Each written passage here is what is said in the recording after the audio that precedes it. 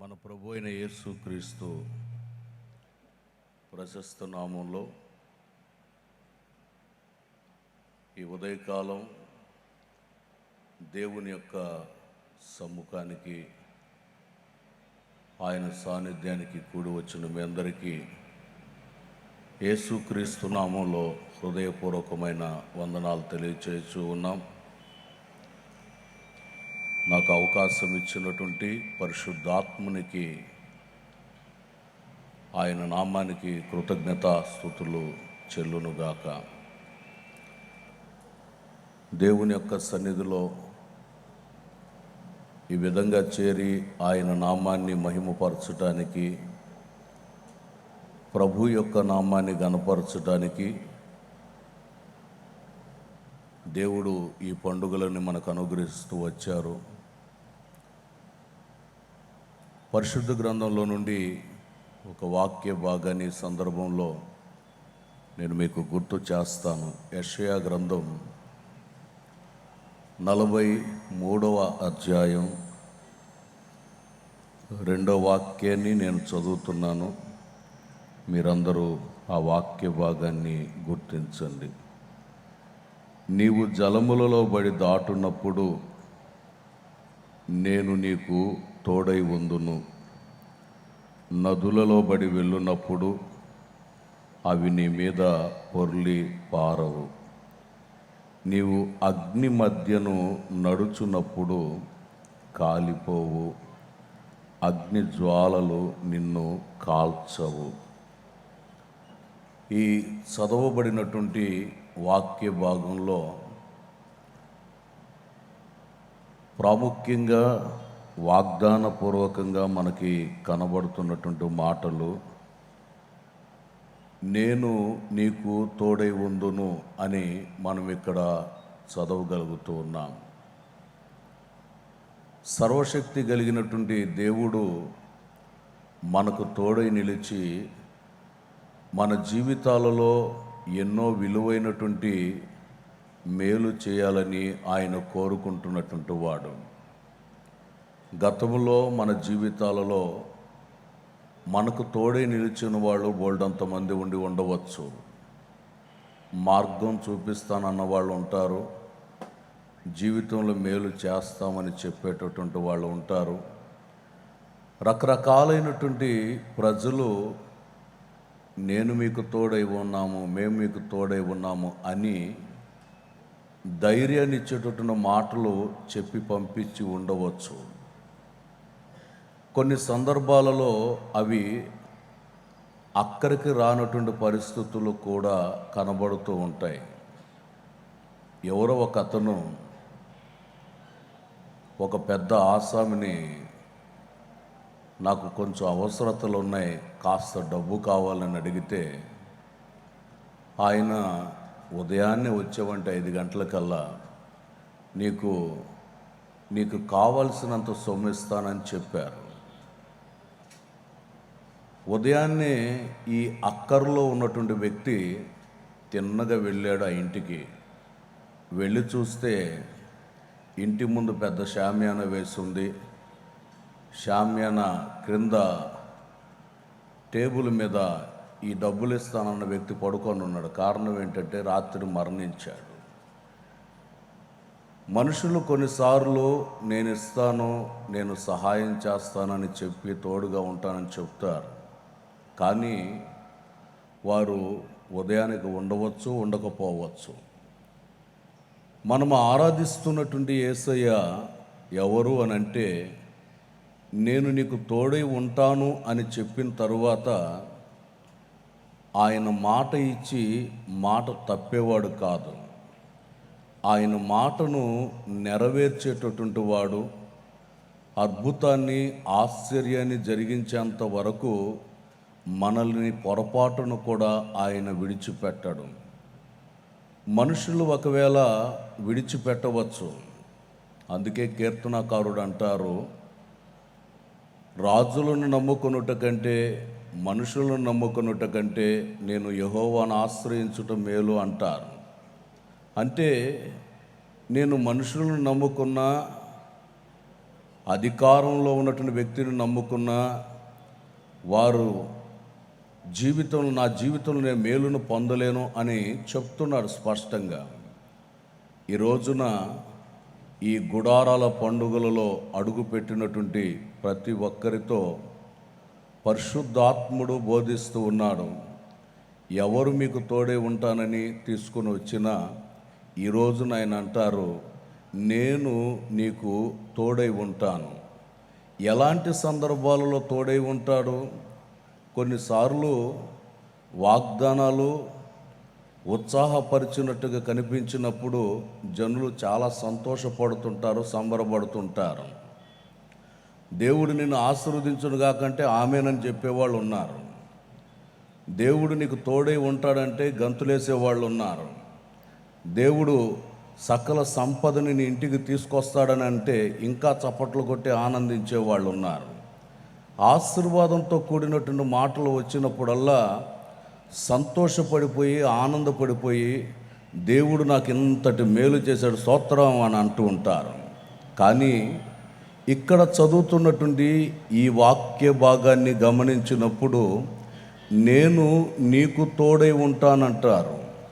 ఏ సందర్భంలో ప్రభు మనకు తోడై ఉంటారో, ఎలాంటి సందర్భంలో ప్రభు మన జీవితంలో కార్యం చేస్తారో కొన్ని మాటలు నేను తెలియపరుస్తాను. మొదటిగా అక్కడ మనం చదివినటువంటి వాక్య భాగంలో రాయబడుతున్న మాట, జలములలో బడి దాటునప్పుడు.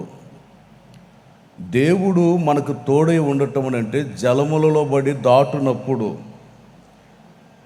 మనం చేసేటటువంటి ప్రయాణాలలో కొన్నిసార్లు జలములు మనల్ని ముంచెత్తటానికి ప్రయత్నం చేస్తూ వస్తూ ఉంటాయి. దేవుని యొక్క వాక్యం అంటుంది, నీవు జలములలో బడి వెళుతూ ఉన్నా అవి నిన్ను ముంచివేయకుండా, నీ జీవితంలో నెమ్మది లేకుండా చేసే పరిస్థితులు ఎదురుపడినా ప్రభు నీ జీవితంలో ఒక అద్భుత ఆశ్చర్య కార్యాన్ని జరిగించాలని కోరుతుంటున్నటువంటి వాడుగా ఉన్నాడు. 69వ కీర్తన మొదటి చరణాన్ని చదవగలిగితే అక్కడ ఒక చక్కటి మాట మనకు కనబడుతుంది. 69వ కీర్తన మొదటి చరణములో, దేవా జలములు నా ప్రాణము మీద పొర్లుచున్నవి, నన్ను రక్షింపుము. దేవుని సన్నిధిలో చక్కగా మరలిడుతున్నట్టుగా మనకి కనబడుతుంది. జలములు నా ప్రాణమును మీద పొర్లుచున్నవి. ప్రతి వారి జీవితంలో ఇటువంటి సమస్యలు, జలములలాగా మీదకొచ్చి పడేటటువంటి సమస్యలు బోల్డని కనబడుతున్నాయి. అందుకే కీర్తనకారుడు అంటారు, నన్ను మీరు రక్షించండి, నా ప్రాణాన్ని రక్షించండి. గత 2 సంవత్సరాలుగా దేశంలో రకరకాలైన పరిస్థితులు, రాష్ట్రంలో రకరకాలైన పరిస్థితులు, ఆధారాలు కూలిపోయినటువంటి సందర్భాలు బోల్డ్ కనబడుతూ వచ్చాయి. ప్రాణ నష్టాలు బోల్డ్ కనబడుతూ వచ్చాయి. కానీ ఈ గుడారాల పండుగలో మనమంతా ఇక్కడ చేర్చబడగలిగాము అని అంటే దేవునికి నీ యందు ఏదో ఒక ప్రణాళిక ఉంది. నీ జీవితం ద్వారా ఏదో ఒక అద్భుతమైనటువంటి కార్యాన్ని ప్రభు చేయాలని ఉద్దేశించినటువంటి వాడే. ప్రియులారా, ఇదిగో ఈ పండుగలకు ప్రభు మిమ్మల్ని అందరినీ తీసుకొని వచ్చారు. ఆయన అంటున్నారు, జలములలో బడి నీవు దాటునప్పుడు అవి నీ మీద పొర్లి పారకుండా ఉండగలిగేటట్లుగా దేవుని హస్తం మనకు తోడే నిలవాలి. మన జీవితానికి క్షేమాన్ని కలుగు చేయాలనంటే నా ప్రాణాన్ని మీరు రక్షించండి అంటారు. అదే కీర్తనలో మరొక మాటను కూడా మనం చదివినప్పుడు 14వ చరణంలో రాయబడుతున్నటువంటి మాట,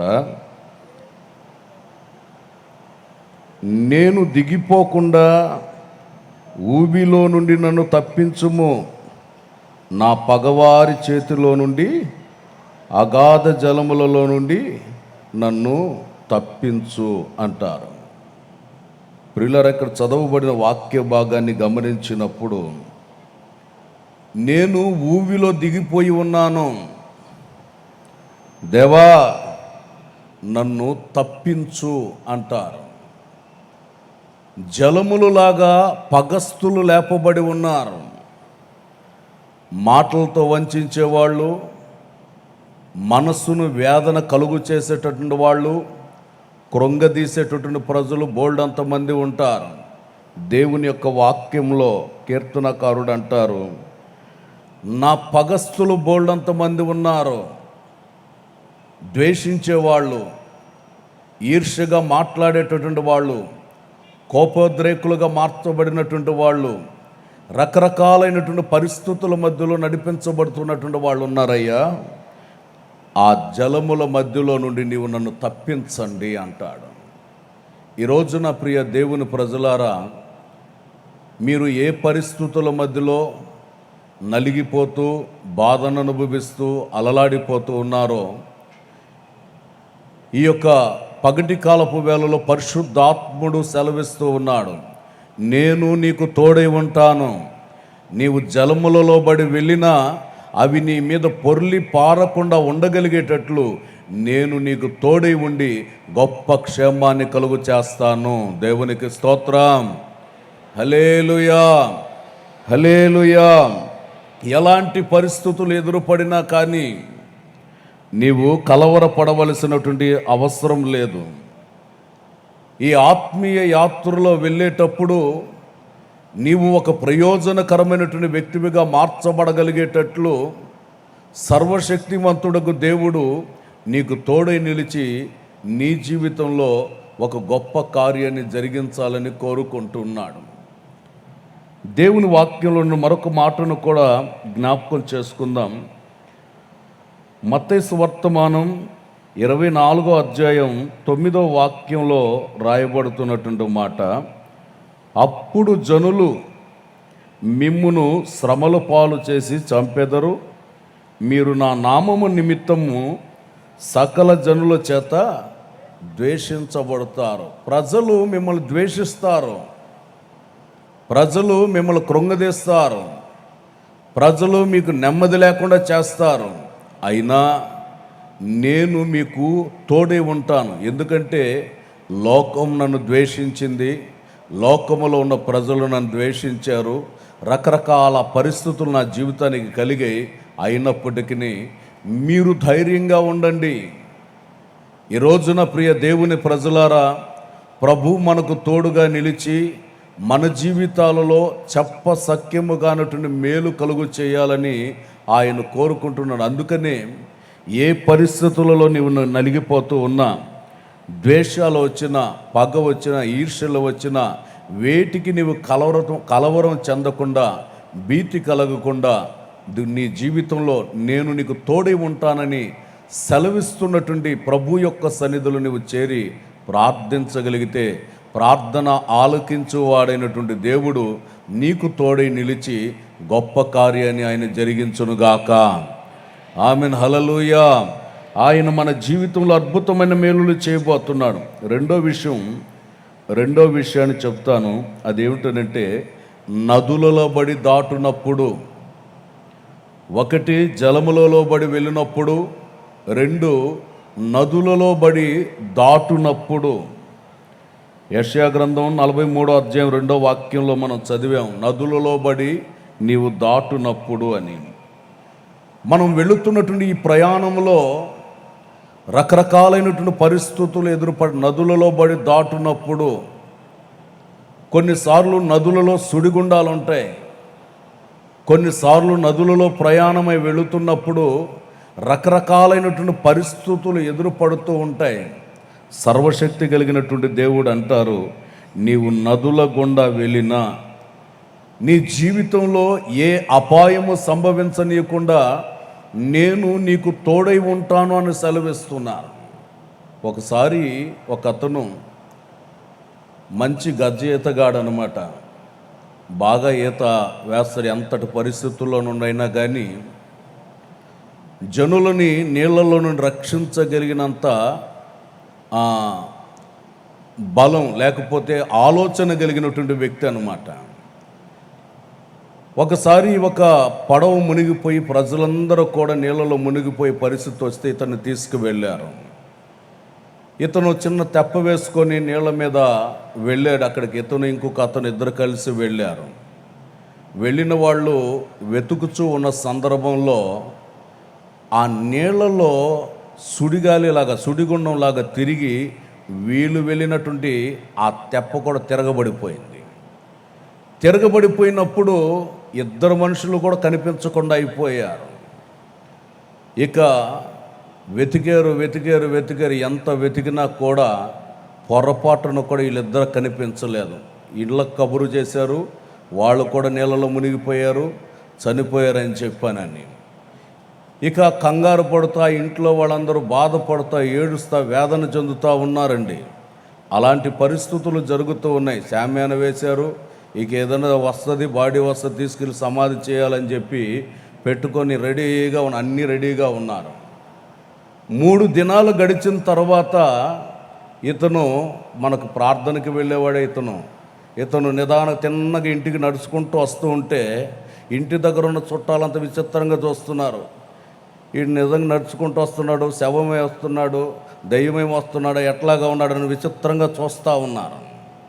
తిన్నగా అతను వచ్చి చెప్తున్నటువంటి మాట ఏంటంటే, వాస్తవానికి తెప్ప తిరగబడిపోవటం వాస్తవమే, నీళ్ళలో మునిగిపోయిన పరిస్థితులు వాస్తవమే, కానీ దేవుని యొక్క మహాదయ ఏమిటంటే, నేను మునిగిపోతున్న ఆ సందర్భంలో ఒక హస్తం అలాగ వచ్చి నన్ను పట్టుకొని ఈడ్చి ఒడ్డున పడేసింది.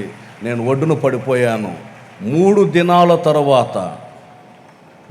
దినాల తర్వాత నాకు మెలకు వచ్చి ఇప్పుడు నేను లేచి వచ్చాను. ప్రియులారా, జలములలో బడి వెళుతున్నప్పుడు, నదులలో బడి వెళుతున్నప్పుడు ఇలాంటి భయంకరమైనటువంటి సందర్భాలు ఏది వచ్చినా చూడండి, దేవుని హస్తం ఆయన పట్టుకుని ఈడ్చి బయటపడేసింది. ఆ కుటుంబంలో సంతోషం కలిగేటువంటి అనుభవాన్ని ప్రభు ప్రారంభింపచేశాడు. ఇటువంటి సమస్యల చేత, ఏ సమస్యల చేత నీవు బాధించబడుతూ ఉన్నా కానీ పరిశుద్ధాత్ముడు సెలవిస్తూ ఉన్నాడు, నేను నీకు తోడై ఉంటాను, ప్రమాదపు పరిస్థితులలోనైనా చేతిని పట్టుకొని నేను ఒడ్డుకు తీసుకుని రావటానికి సమర్థుడు, శక్తి కలిగిన దేవుడు. అందుకనే 91వ కీర్తన 10వ చరణంలో రాస్తున్నటువంటి మాట, నీకు అపాయమేమీ రాదు, ఏ తెగులు నీ గుడారాన్ని సమీపించదు అని సెలవిస్తున్నాడు. ఏ తెగులు నీ గుడారాన్ని సమీపించదో, అపాయమేమి కూడా రాకుండా. ఎందుకనంటే మనం ఆరాధిస్తున్నటువంటి యేసయ్య మనకు తోడై ఉండేటటువంటి వాడు. దేవునికి స్తోత్రం, హల్లెలూయా. మనకు తోడై ఉండి మన జీవితాలలో ఒక అద్భుత కార్యాన్ని చేసేటటువంటి వాడు. ఎలాంటి అపాయకరమైన పరిస్థితులు నేను సమీపించినా నీ మీదకి అపాయం రాకుండా ఆయన సంపూర్ణమైనటువంటి రక్షణను, కాపుదలను, భద్రతను అనుగ్రహించి అద్భుతమైనటువంటి క్షేమాన్ని కలుగు చేయటానికి సమర్థుడు, శక్తి కలిగినటువంటి దేవుడై ఉన్నాడు. ప్రియులారా, ఒకానొక దేశంలో జరిగిన సందర్భం, యేసుక్రీస్తుని ఆరాధిస్తూ ఉంటే, యేసుక్రీస్తు నామాన్ని మహిమపరుస్తూ ఉంటే ఆ ప్రాంతంలో ఉన్న చట్టం ఏమిటనంటే, యేసయ్యని ఆరాధించే వాళ్ళని చితకబాదటం, తగలబెట్టడం, ఇళ్ళని ధ్వంసం చేయటం, ఇలాంటి పరిస్థితులు ఎక్కువగా సంభవిస్తూ ఉన్నాయి. అలాంటి సందర్భంలో ప్రార్థనకు వెళ్ళే ఒక సమాజం, ఒక గుంపు నదీ తీరమున కూర్చొని, వాళ్ళకున్నటువంటి ఇంట్లో కూర్చొని ప్రభువుని స్తుతిస్తూ ఉన్నారట. అయ్యా, ఈ దేశంలో ప్రజలను తగలబెట్టేస్తున్నారు, ఈ దేశంలో నిన్ను ఆరాధించనివ్వకుండా చేస్తున్నారు, మీరు మాకు సంపూర్ణమైనటువంటి సంరక్షణ కలగ చేయండి అని వాళ్ళంతా ఒక గదిలో ఉండి యేసయ్యను స్తుతించి ఆరాధించి మహిమపరుస్తున్నారండి. ఈ వార్త ఆ దేశంలో ఉన్నటువంటి వాళ్ళకు తెలిసింది, క్రూరంగా ప్రవర్తిస్తున్న వాళ్ళకు తెలిసింది. వాళ్ళందరూ బయలుదేరి అక్కడికి వచ్చారు. వచ్చి ముఖద్వారాన్ని పగలగొట్టుకొని లోపలికి ప్రవేశించారు. ఈ కుటుంబ సభ్యులందరూ కూడా ఒక గదిలో ఉండి దేవునిని స్తుతిస్తున్నారు, ప్రభుని ఆరాధిస్తున్నారు, ప్రభునామాన్ని మహింపరుస్తున్నారు. ఆ కోటలో ప్రవేశించినటువంటి వాళ్ళంతా ఈ ఇంటి చుట్టూ తిరుగుతూనే ఉన్నారు, ఇంటి చుట్టూ తిరుగుతూనే ఉన్నారు. ఎక్కడరా, ఇక్కడే వినబడుతున్నాయి కదా పాటలు, స్తోత్రం స్తుతి అని వినబడుతుంది కదా అని వాళ్ళు ఉదయం వచ్చిన వాళ్ళు రాత్రి వరకు ఆ ఇంటి చుట్టూ తిరుగుతూనే ఉన్నారు. కానీ పొరపాటున ఆ ఇంట్లోనికి ప్రవేశించలేకపోయారు. కారణం ఏమిటనంటే దేవుని యొక్క భద్రత, దేవుని యొక్క కాపుదల స్తుతించు ప్రజల మధ్యలో ఉంటుంది. దేవునికి స్తోత్రం. అందుకే 32వ కీర్తన 7వ చరణములో అంటారు, నా దాగుచోటు నీవే, శ్రమలో నుండి నీవు నన్ను తప్పించెదవు, విమోచన గానములతో నీవు నన్ను ఆవరిస్తావని. ప్రియులారా, నీవు పాట పాడినా, స్తుతి చెల్లించినా, ప్రార్థన చేసినా, వాక్యాన్ని చదివినా, ప్రభునామాన్ని ఆర్భాటంగా స్తుతించి మహిమపరుస్తూ కొనియాడుతూ ఉన్నా, ఈ స్తుతి యాగం నిన్నేం చేస్తుందంటే ఆవరిస్తుంది, భద్రతను కలుగు చేస్తుంది, ఏ హాని సంభవించనివ్వకుండా కాపాడుతుంది. అందుకనే ఈ 4 దినాలు ఈ గుడారాల పండుగలో మనసారా పాటలు పాడి ప్రభునామాన్ని స్తుతించండి. దేవునికి స్తోత్రం. హల్లెలూయా. చక్కటి మధురమైనటువంటి గీతాలు దేవుడి సంవత్సరం మనకి ఇచ్చి ఉన్నారు. ప్రతి సంవత్సరం దేవుడు చాలా చక్కటి గీతాలు మనకు అనుగ్రహిస్తున్నాడు. నోరారా పాడుకునేటట్లు, మనఃపూర్వకంగా దేవుని నామాన్ని మహిమపరిచి కొనియాడగలిగేటట్లు. అందుకనే మీరు స్వరమెత్తి పాటలు పాడుతూ ప్రభుని ఆరాధిస్తుంటే ఈ స్తుతి యాగం ఏం చేస్తుందంటే నీ చుట్టూ గొప్ప భద్రతను కలుగు చేయటం ప్రారంభిస్తుంది. దేవునికి స్తోత్రం. హల్లెలూయా. మీరు ఇక్కడ పందిరిలో ఉన్నా, బయట తిరుగుతున్నా, ఉపవాస ప్రార్థన చేస్తున్నా, మీ స్వరాలు ఎప్పుడు కూడా ప్రభువుని స్తుతిస్తూనే ఉండాలి, ఆరాధిస్తూనే ఉండాలి, వచ్చిన ఉద్దేశాన్ని మరిచిపోకుండా. ఎందుకనంటే దేవుడు నీకు తోడై ఉండాలి, దేవుడు నీకు భద్రతను కలుగు చేయాలి, దేవుడు నీకు సంపూర్ణ క్షేమాన్ని కలుగు చేయాలంటే వచ్చిన ఉద్దేశాన్ని మర్చిపోకూడదండి. చాలామంది వస్తున్నారు, కానీ ప్రార్థనలో కంటే బయట ఎక్కువ తిరిగే జనం కొంతమంది ఉన్నారు. దేవుని సన్నిధికి మీరు ప్రయాసపడి ఎంతో ఖర్చు పెట్టుకొని ఎంత దూరం ప్రయాసపడి వచ్చారు. దేవుని సన్నిధిలో కూర్చొని చక్కగా దేవుని వాక్యాన్ని వినండి, పాటలు పాడండి, స్తుతి ఆరాధన చేయాలి. ఒకరోజు ఉపవాసముడి ప్రార్థన చేసుకోండి. ఇక్కడ ఈ గుడారాల పండుగలలో మీరు ఏదైతే దేవుని సన్నిధిలో తీర్మానాలు చేసి ప్రార్థనలు చేస్తారో ఆశ్చర్య కార్యాలు చేయగలిగిన దేవుడు మీ కుటుంబాలకు తోడై నిలిచి మీరు ఇక్కడ నుండి వెళ్ళక మునిపే మీ కుటుంబాలలో అద్భుత కార్యాలు జరిగించునుగాక, అద్భుత కార్యాలు జరిగించునుగాక, ఆశ్చర్యమైనటువంటి మేలును దేవుడు జరిగించునుగాక. దేవునికి స్తోత్రం. ఏ అపాయము సంభవించనీయక దేవుడు నీ జీవితంలో ఒక అద్భుతమైనటువంటి కార్యాన్ని చేయాలని కోరుకుంటున్నాడు. ఇశ్రాయేలీయుల సర్వ సమాజం ఐగుప్తు దేశం నుండి వాగ్దత్త దేశం అనబడుతున్నటువంటి కనాను దేశానికి ప్రయాణమై వెళుతూ ఉన్నారు. వారు ప్రయాణమై వెళ్ళిపోతున్నటువంటి సందర్భాల్లో ఎన్నో ఆటంకాలు వచ్చాయి. ఎర్ర సముద్రం ఎదురయ్యింది, కొన్ని సందర్భాలలో ఆకలి దప్పులు ఎదురుపడ్డాయి, కొన్ని సందర్భాలలో యోర్దాను నది ఎదురుపడింది. ఎన్ని ఎదురుపడుతూ ఉన్నా ప్రియులారా యాత్ర ఆగకుండా కొనసాగించబడుతూ వచ్చింది. ఈ రోజున దేవుని యొక్క సన్నిధానంలో చేర్చబడినటువంటి ప్రతి ఒక్కరూ కూడా ప్రియులారా, నీవు దేవుని యొక్క చిత్తాన్ని అవలంబించి నువ్వు నడిపించబడితే ఆయన నీకు తోడే ఉంటాడు. ఇశ్రాయేలు ప్రజలు ప్రయాణమై వెళుతున్నప్పుడు యోర్దాను నది ఎదురుపడింది. గట్టుల మీదకెక్కి నురగలు కక్కుతూ అది బాగా ప్రవహిస్తూ ఉన్నటువంటి పరిస్థితులు కనబడుతూ ఉన్నాయి. అలాంటి సందర్భంలో నిబంధన మందసాన్ని మోయిచున్నటువంటి యాజకులు పాదములు తగిలించిన వెంటనే, వారి యొక్క పాదముల నీళ్లకు తగిలిన వెంటనే యోర్దాను పరిగెత్తుకుంటూ వెళ్ళిపోయి అక్కడెక్కడో ఏకరాశిగా నిలబడిపోయింది.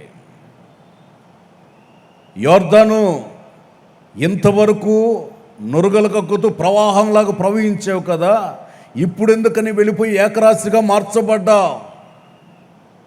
యోర్దాన్ అంటది, నా ఎదుట దేవుని సన్నిధి నిబంధన మందసం, నా ఎదుట దైవ సేవకులు, నా ఎదుట ఆయన నామాన్ని మహిమపరిచే ప్రజలు ఉన్నారు గనుక వారి ఎదుట నేను నిలవనేరనని అది దూరంగా వెళ్ళిపోయి ఏకరాశిగా మార్చబడిపోయింది. ఈ రోజున ఏ పరిస్థితుల మధ్యలో, ఏ సమస్యల మధ్యలో మీరు ఇక్కడ అడుగు పెట్టినా మీ సమస్యలు మీ నుండి దూరమైపోవునుగాక. మీ సమస్యలు మీ నుండి దూరమైపోవునుగాక. అది రోగ సమస్య అయినా, జీవిత సమస్యలైనా కావచ్చు. ఎట్టి సమస్యల చేత నలిగిపోతున్నా కానీ అవన్నిటిని దూరము చేసి ఆయన నీకు తోడై నిలిచి నీ జీవితంలో ఒక అద్భుత ఆశ్చర్య కార్యాన్ని జరిగించుటకు సమర్థుడు, శక్తి కలిగినటువంటి దేవుడై ఉన్నాడు. దేవుని నామానికి మహిమ కలుగునుగాక.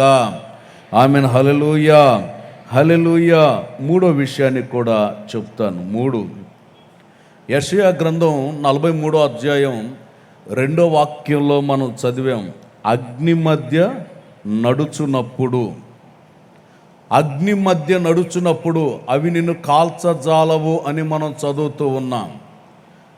దేవుడు మనకు తోడై ఉండుటలో 1 జలములలో బడి వెళ్ళినప్పుడు, 2 నదులలో బడి వెళుతున్నప్పుడు, 3 అగ్ని మధ్యలో నీవు నడుచున్నప్పుడు. ప్రియులారా, ఈ ఆత్మీయ యాత్రలో ప్రయాణించేటప్పుడు అగ్ని లాంటి శోధనలు వస్తాయి, పరీక్షలు వస్తాయి, అగ్ని లాంటి సమస్యలు వస్తాయి. కానీ ఎన్ని సమస్యలు వచ్చినా నీవు గుర్తించవలసింది ఒకటే, అదిగో నా ఎదుట విశ్వాసకర్త అయిన యేసయ్య ఉన్నాడు.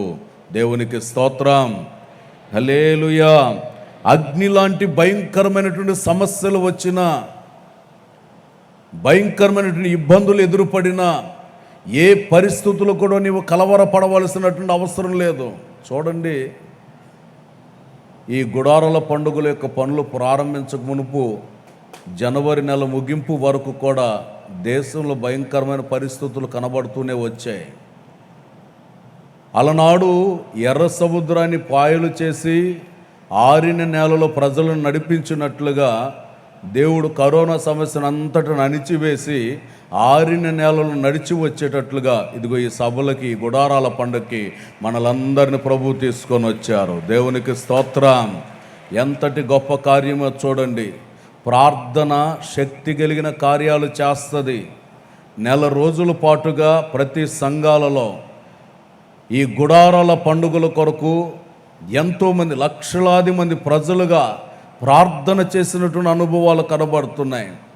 ప్రార్థనే సమస్త విషయాలలో అద్భుతమైన ఆశ్చర్య కార్యాలు చేయటం ప్రారంభిస్తుంది. ఈ రోజున ప్రియ దేవుని ప్రజలారా, ఎలాంటి అగ్ని లాంటి శ్రమలు వచ్చినా, అందుకే పేతురు భక్తుడు చక్కగా అంటారు, పేతురు రాసిన మొదటి పత్రిక 1వ అధ్యాయం 7వ వాక్యంలో రాయబడుతున్నటువంటి మాటలు, నశించిపోవు సువర్ణము అగ్ని పరీక్షల వలన శుద్ధపరచబడును కదా, దానికంటే అమూల్యమైనవి విశ్వాసము ఈ శోధనల చేత పరీక్షకు నిలిచినదై యేసుక్రీస్తు ప్రత్యక్షమైనప్పుడు మీకు మెప్పును, మహిమయు, ఘనతకు కారణమగును. నశించిపోవు సువర్ణము అగ్ని పరీక్షల వలన శుద్ధపరచబడుతున్నది కదా. ప్రియులారా,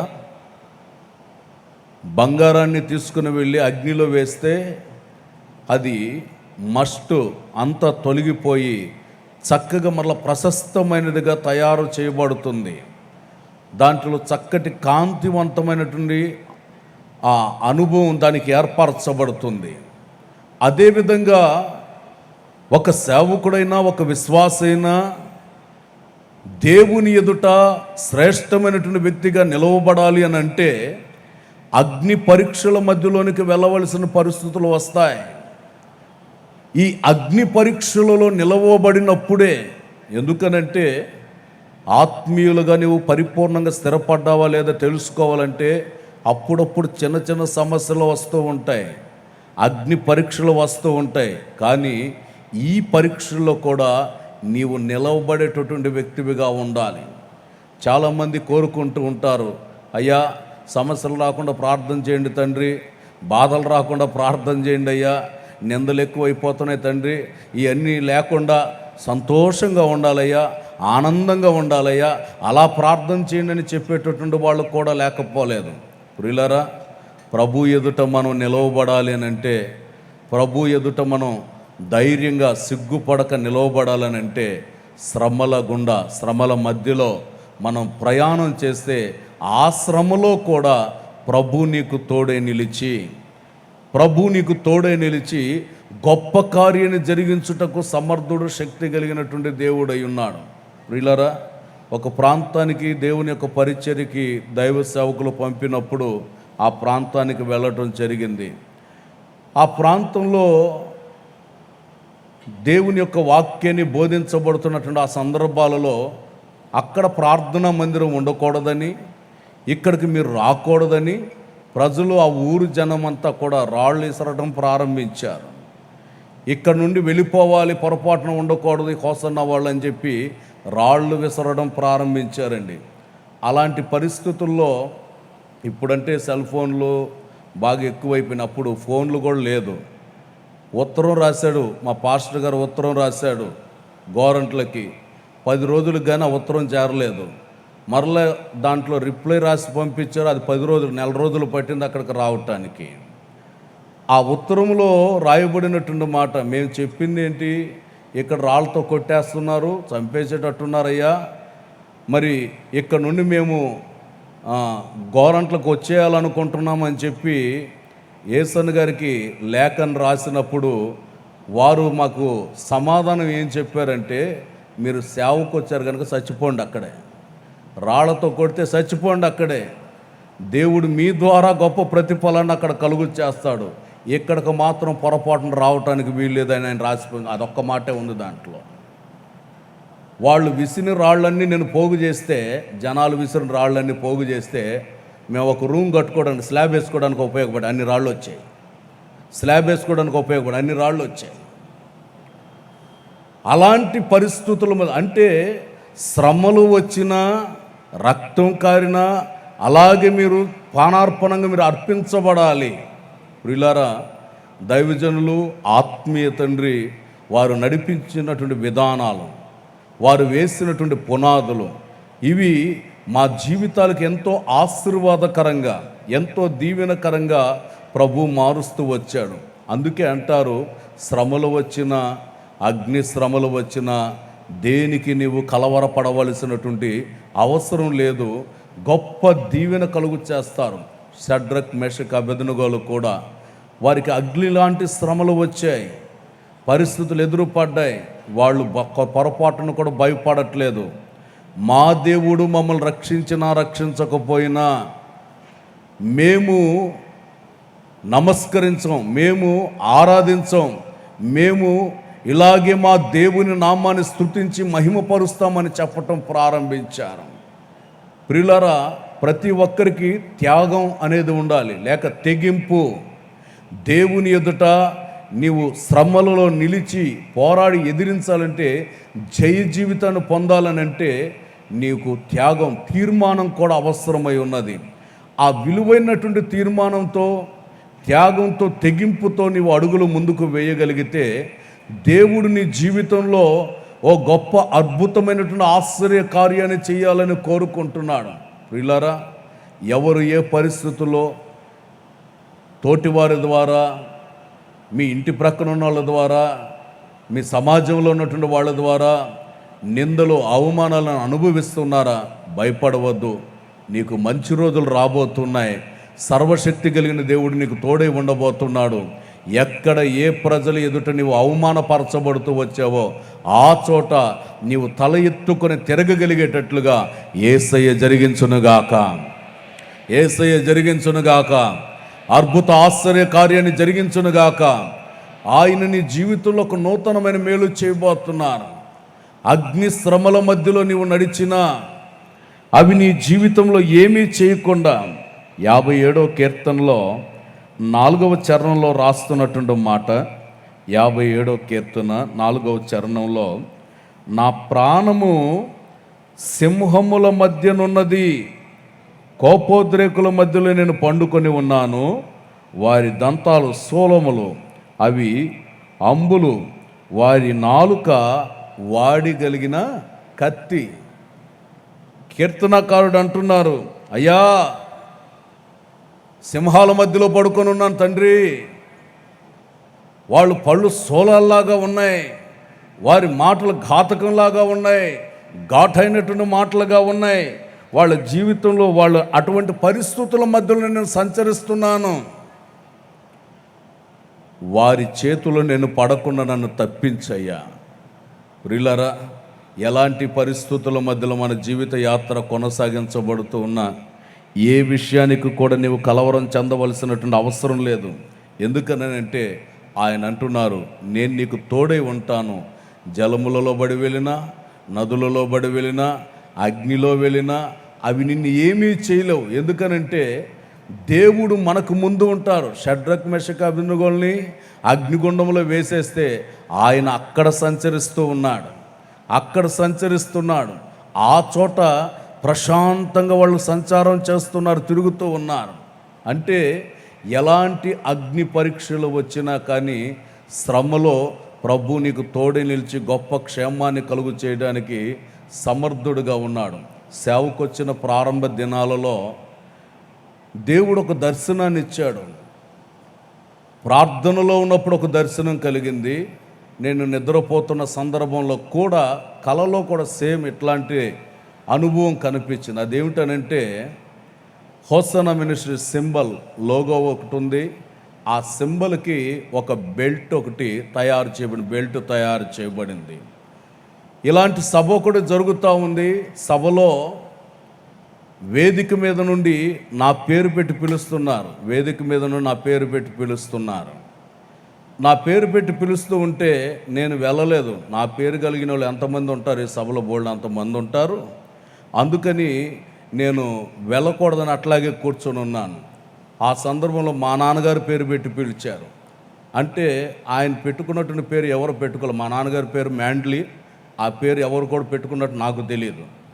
నన్నే అనుకొని నేను కన్ఫర్మ్ చేసుకొని తిన్నగా అక్కడికి వేదిక దగ్గరికి నేను వెళ్ళటం జరిగింది. వేదిక దగ్గరికి వెళితే తెల్లని వస్త్రాలు వేసుకుని దగదగ మెరిసిపోతూ యేసయ్య సింహాసనం మీద కూర్చొని ఉన్నాడు. అక్కడ అనేక మంది పరిచారకులు తెల్లటి వస్త్రాలు వేసుకొని ఉన్నారు. అక్కడికి వెళితే వేదిక దగ్గర బోల్డ్ అని సిలువలు కనబడుతున్నాయి. ఇన్ని సిలువలు ఉన్నాయి ఏంట్రా బాబు అని అనుకుంటున్నాను.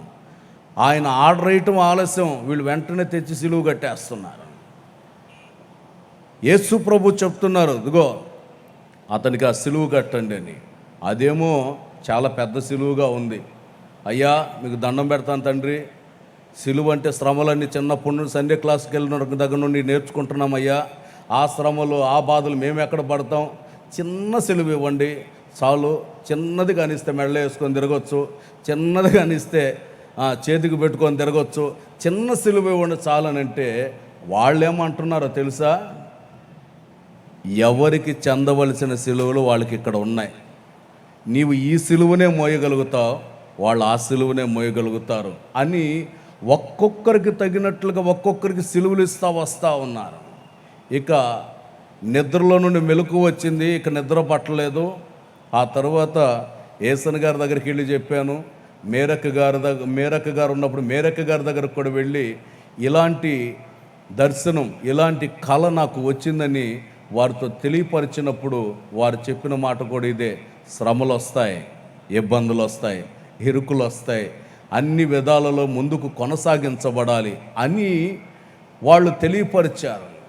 ప్రియులారా, సేవలో అడుగుపెట్టిన ఆనాటి నుండి ఈనాటి వరకు కూడా ఎప్పుడైనా మనసుకు బాధ కలిగినప్పుడైనా, మనసులో వేదన కలిగినప్పుడైనా, ఏదైనా శరీరంలో బలహీనత వచ్చినప్పుడైనా, కృంగినప్పుడు, అధైర్యపడిపోతున్నప్పుడు నాకు ఇవ్వబడినటువంటి ఈ దర్శనం, ఈ సిలువ దర్శనం నా కళ్ళ ముందుకు వచ్చి అట్లా నిలబడుతుంది. దర్శనం నా కళ్ళ ముందుకు వచ్చి నిలబడి, పిలిచింది నేను కదా, ఈ పరిచర్యకు పిలిచింది నేను కదా, ఈ సేవ పరిచయం ఇచ్చింది నేను కదా, నీవెందుకు అధైర్యపడతావు, ధైర్యంగా ఉండని ప్రతి సందర్భంలో దేవుడిచ్చినటువంటి ఆ దర్శనం నన్ను ధైర్యపరుస్తూ ఉంది. ప్రియులారా, ఈ రోజున ఈ గుడారాల పండుగలు ముగించుకొని వెళ్ళక మునిపే ఇక్కడ చేరిన ప్రతి ఒక్కరు కూడా దర్శనం కలిగినటువంటి వారుగా మార్చబడాలి. ఒక గొప్ప దర్శనాన్ని పొందుకొనండి. దేవుని ఎదుట ఆ దర్శనం కడవరకు సాక్షులుగా మిమ్మల్ని నిలవబెట్టడం ప్రారంభిస్తుంది. దేవునికి స్తోత్రం, హల్లెలూయా.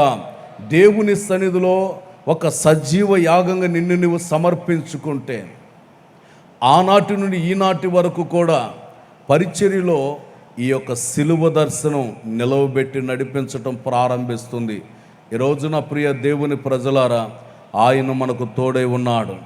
ఏ పరిస్థితులలో ఎక్కడ కూడా అధైర్యపడకుండా కృంగిపోకుండా ప్రభు కొరకు నీవు నిలవగలిగితే ఎన్ని పరిస్థితులు ఎదురుపడినా అవి నిన్ను ఏమీ చేయలేవు. అవి నీ జీవితంలో దేవుని యొక్క భద్రత కలుగుతుంది.